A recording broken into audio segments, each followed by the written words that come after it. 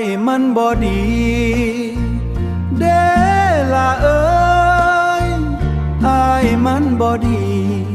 ดูแลเจ้าบ่ได้ให้เจ้ามีความสุขน้องนาอายมันบ่ดีเด้ละเอ้ยอายมันบ่ดีถ้าเจ้าอยากไปอายสิปล่อยเจ้าไปโอ้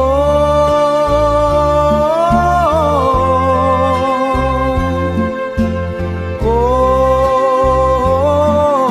ละน้อง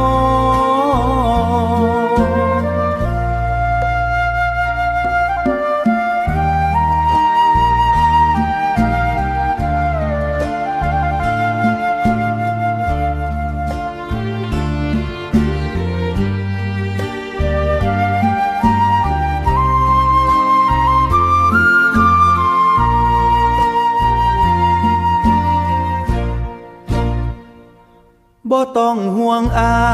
ยเด้ละเอ้ยอายอยู่ได้ขอแค่เจ้าฮักกัน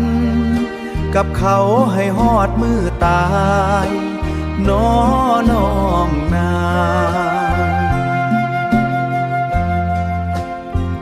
อายสิอวยพรเด้